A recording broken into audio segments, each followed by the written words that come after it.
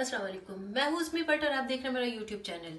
इकरारुल हसन के हवाले से बहुत सी न्यूज़ आप तक पहुंची होंगी क्योंकि उन पे किस तरह का तशद्दुद हुआ और इतना ज़्यादा तशद्दुद जिसकी जितनी भी मजम्मत की जाए, जितना उसके बारे में बोला जाए वो कम है। इकरारुल हसन किसी नाम का मोहताज नहीं, किसी तारुफ का मोहताज नहीं है। मीडिया का ऐसा नाम सबको पता है कि ARY की टीम में वो काम करते हैं और सरेआम की टीम का वो एक हिस्सा है और उनका मिशन है, उनका काम है। गो कि वो इसके लिए सैलरी लेते हैं, लेकिन उनका काम इस तरह का है कि जिसमें उनको धमकियां भी मिलती हैं, उन पे अक्सर उन पे तशद्दुद भी बाज़ दफ़ा देखा गया है कि वो होता है। लेकिन इस तरह का तशद्दुद मेरे ख्याल में ये शायद पाकिस्तान की तारीख में पहली बार हुआ है। तशद्दुद किस तरह का हुआ और क्यों हुआ, ये मैं आज आपसे डिस्कस करूंगी कि तशद्दुद जब ये गए हैं कि IB का ऑफिस जो डायरेक्ट रिपोर्ट करता है प्राइम मिनिस्टर ऑफिस में, उसके कुछ ऑफिसर्स मुलव्वस थे रिश्वतखोरी में। जब इन्होंने सारे सबूत इकट्ठे किए और ये उनके पास गए, क्योंकि इनकी टीम का ये पार्ट है कि वो पहले सारे सबूत इकट्ठे करते हैं, फिर उनके पास जाते हैं और उनसे पूछते हैं, हाँ भाई आपने ऐसा किया। सारी बातें सबसे पहले तो वो इनकार करते हैं, जिस किसी के पास भी जाए उसके बाद फिर इनकी तू मैं शुरू होती है, फिर उसके बाद आगे सिलसिला चलता है और फिर वो सच हम तक पहुंचता है जिसको ये बेनकाब करते हैं।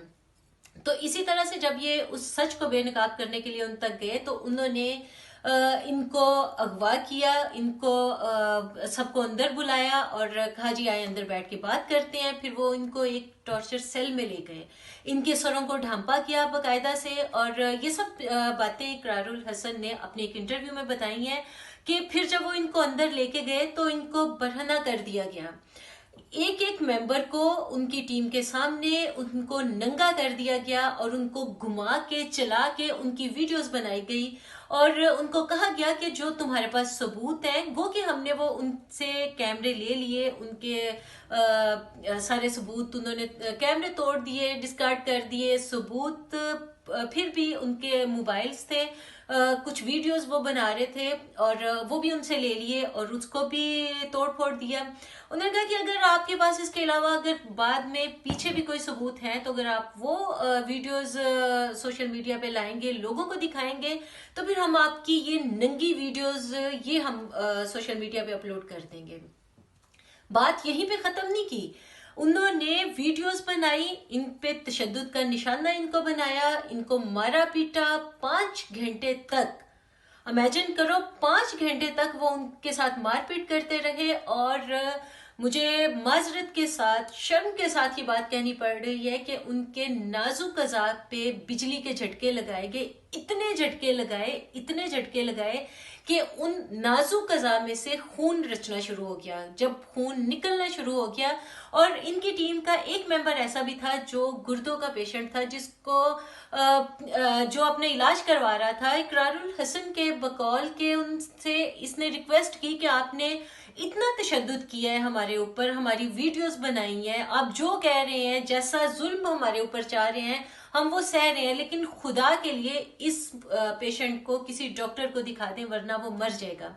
लेकिन बकौल इकरारुल हसन के उनके अंदर इतनी फरौनियत थी, इतनी बर्बरियत थी उनके अंदर, वो इतना जुल्म करना चाह रहे थे कि इनको लग रहा था कि या वो टीम मेंबर को मार देंगे या वो मुझे मार देंगे।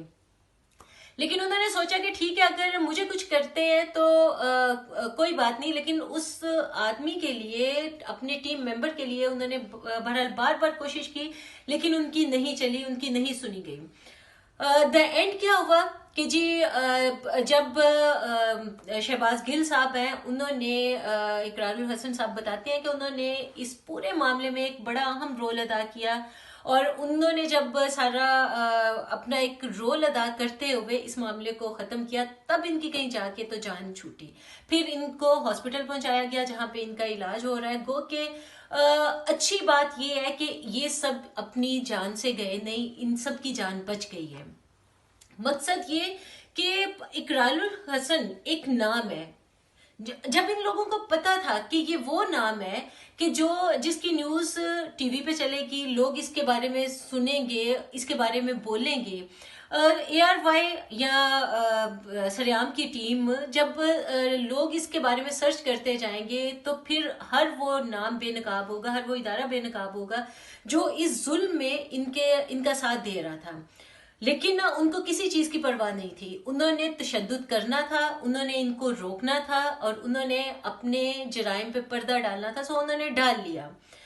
मेरा सवाल है इक्तदार में बैठे हुए लोगों से, इक्तदार में बैठे हुए तमाम उन बड़े बड़े नामों से कि अब गो के सुनने में बात आई है कि प्राइम मिनिस्टर ने इसका नोटिस ले लिया है। बहुत अच्छी बात है कि आपने नोटिस लिया है, लेकिन क्या सिर्फ नोटिस लेना ऐसे लोगों के लिए जो हमारे मुल्क को बदनाम कर रहे हैं, हमारे इदारों को बदनाम कर रहे हैं, हमारे रोज कोई ना कोई ऐसा सिलसिला, कोई ऐसी न्यूज देखने को मिल जाती है जिससे हमारे सर शर्म से झुक जाते हैं, उन लोगों के लिए जो हमारा नाम, हमारे मुल्क का, हमारे इदारों का ऊंचा ले जाने के बजाय उसको डिग्रेड कर रहे हैं, तो उनके लिए सिर्फ एक नोटिस या उनकी मुअत्तली, ये बस इतना ही होना चाहिए।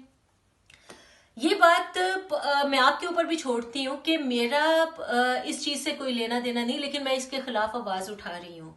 आप सब लोगों को बोलना चाहिए, आप सब लोगों को इस जुल्म के खिलाफ आवाज उठानी चाहिए कि ये तो वो नाम है जिसके, ये वो न्यूज है, यूं कहना चाहिए ये वो न्यूज है जो हम तक पहुंची है, हम इस पे बात कर रहे हैं। बहुत सी ऐसी दर्जनों हजारों ऐसी न्यूज होगी दिन में कि जो हमें पता भी नहीं चलता। दिन से रात तक वो जुल्म होता है, बर्बरियत होती है, लेकिन वो सब बर्दाश्त करते रहते हैं और उनके घर वाले रोते पीटते रहते हैं और कुछ भी रिजल्ट उसका कुछ भी नहीं निकलता।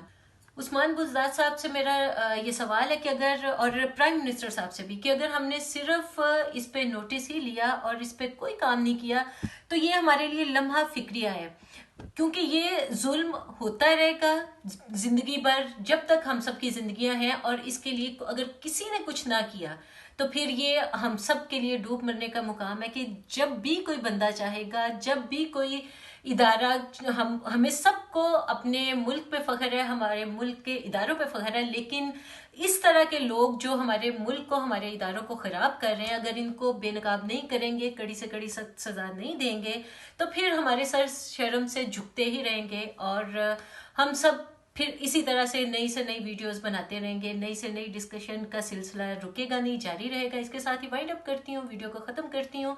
वीडियो पसंद आए लाइक कीजिएगा, सब्सक्राइब कीजिएगा मेरे चैनल को और अपनी दुआ में याद रखिएगा। और इकरारुल हसन साहब के लिए तहे दिल से मेरी भी दुआ है कि अल्लाह ताला उनको सेहत तंदुरुस्ती दे और आप सब भी मिलकर दुआ कीजिएगा। अल्लाह हाफिज़।